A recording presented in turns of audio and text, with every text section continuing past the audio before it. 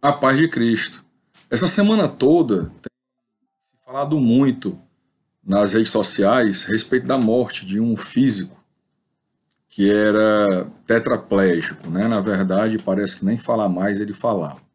E aí eu tenho recebido no Instagram, recebido no WhatsApp, né?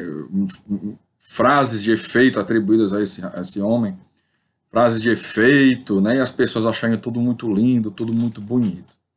Eu queria ler aqui Provérbios 9:10, que diz o seguinte: O temor do Senhor é o princípio da sabedoria, e a ciência do santo, a prudência. O temor do Senhor é o princípio da sabedoria. Uma pessoa pode ser pós-doutor, pode ser mestre, especialista, formado, pode ser o que quiser. Ela pode ser extremamente inteligente e aí, pelo seu mérito, ter galgado, ter conseguido chegar a altos, né, níveis de conhecimento, de estudo. E essa pessoa pode ser completamente sem sabedoria.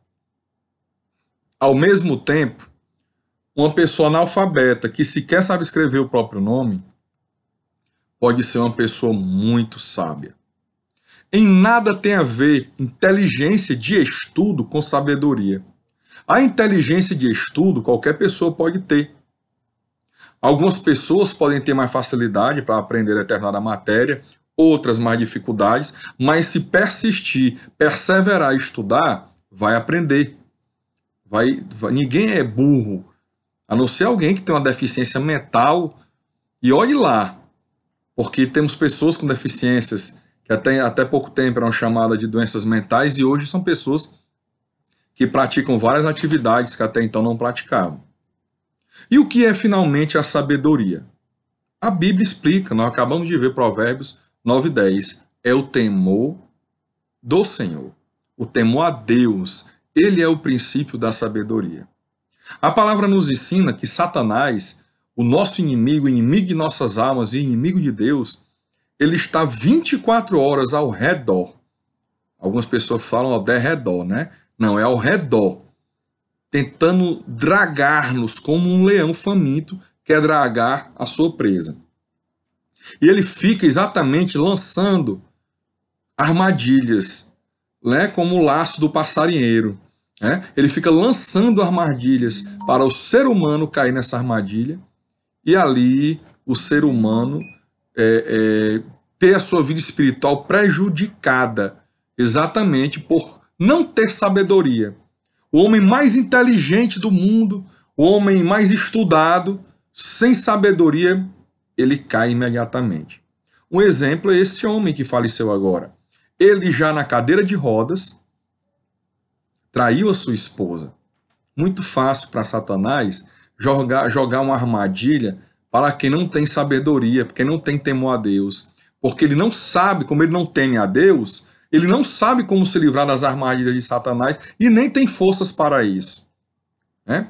Um analfabeto temente a Deus, que tem o temor a Deus no seu coração, ele tem sabedoria para escapar de qualquer armadilha de Satanás.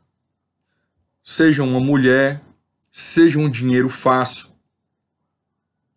seja uma proposta que vai contra os princípios bíblicos e vai causar-lhe prejuízo na frente. Qualquer que seja a área da vida, pode ser um analfabeto, se ele tem temor a Deus, ele tem sabedoria e ele vai saber livrar-se dessa armadilha que lá na frente, dinheiro fácil, vai lhe dar um processo criminal, vai lhe dar uma pena para cumprir em regime fechado, em um presídio. Nós estamos vendo aí várias pessoas inteligentíssimas que não foram sábias para escaparem dessas armadilhas. No caso desse cientista, desse físico, não é, mais famoso do mundo que estão aí idolatrando, não teve sabedoria sequer para manter seu casamento, porque traiu ele já na cadeira de rodas, traiu a esposa com a enfermeira. A esposa que era temente a Deus, que era crente em Cristo. E que certa vez ele escapou da morte, segundo os relatos, por uma oração dela. coisa constatada por médicos. Então, vejam que uma pessoa inteligentíssima, estudada, mas que não é temente a Deus, não é sábia, é zero. A palavra fala também que transformará a sabedoria deste mundo em nada, irá aniquilar a sabedoria deste mundo, a ciência. Por quê? Porque a sabedoria deste mundo, a que as pessoas idolatram, é esta que não teme a Deus e que não tem o mínimo de inteligência, no sentido de sabedoria, de se livrar das armadilhas de Satanás. Então, não fique aí idolatrando. Claro que a pessoa que estudou, que tem seu estudo, eu estudei, tenho meu estudo, sou professor universitário, sou professor de pós-graduação. Claro que a pessoa tem o mérito de ter perseverado. Agora, eu não julgo mérito meu nenhum ter galgado isso que eu galguei. Eu devo a Deus, porque o homem prepara o cavalo para a batalha, mas quem dá a vitória é o Senhor. Assim está na palavra e assim é. E maldito o homem que faz do seu próprio braço a sua força, porque nada somos sem Deus. A palavra diz que todos pecaram e estão destituídos da gloriosa presença de Deus, ou seja, a falta da presença de Deus é sofrimento, é inferno. Então, infelizmente, este homem parece que morreu sem conhecer o Senhor, até pela sua declaração de dizer que Deus não existe. Neste momento, eu lhes asseguro que ele mudou de ideia. Neste momento, ele está sabendo que existe vida pós-morte. Pois a palavra diz que imediatamente aqueles que morreram em Cristo fecham o olho na morte e já abre no paraíso, como ele disse para o ladrão na cruz.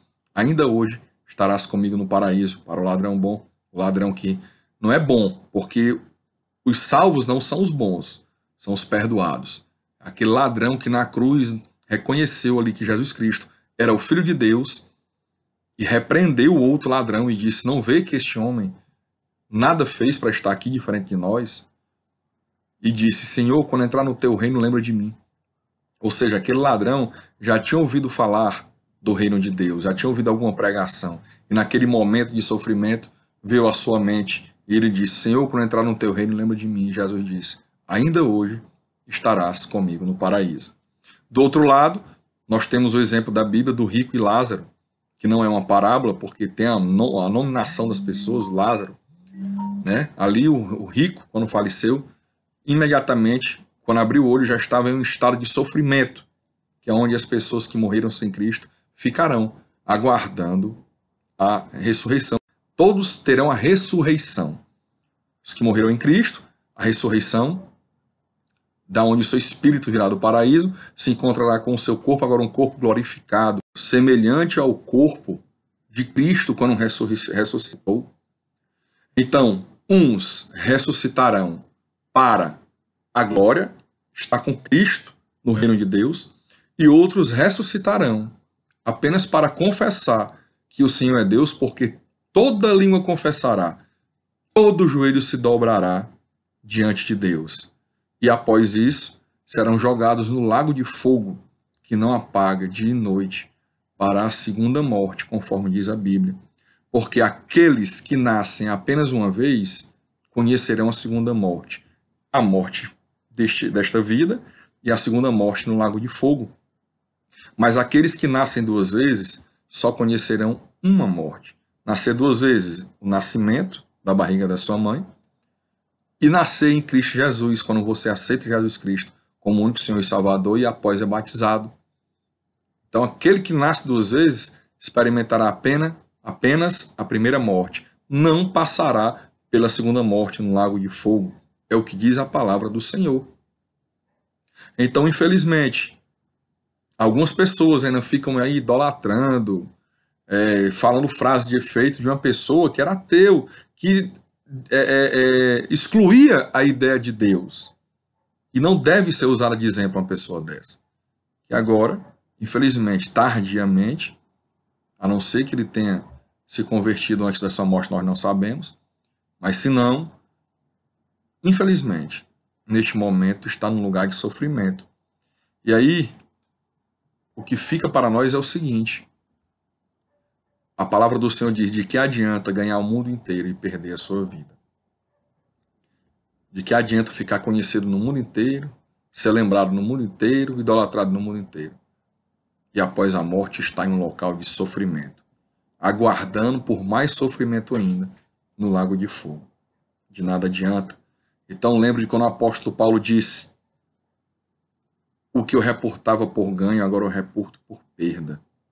Ou seja, as coisas deste mundo que não valorizam Deus, que não seguem os princípios bíblicos, por mais que possam lhe dar momentos de alegria e prazeres momentâneos, é perda. Porque lá na frente você vai sofrer por causa disso. Vamos ser sábios. Só uma maneira: temer a Deus. José temia Deus e foi sábio para escapar da armadilha da mulher de Potifar. Façamos como ele, né? Fujamos do pecado por temermos a Deus e termos sabedoria para isso. E quando você faz isso, você está resistindo a Satanás, e é ele que fugirá de você. Deus te abençoe.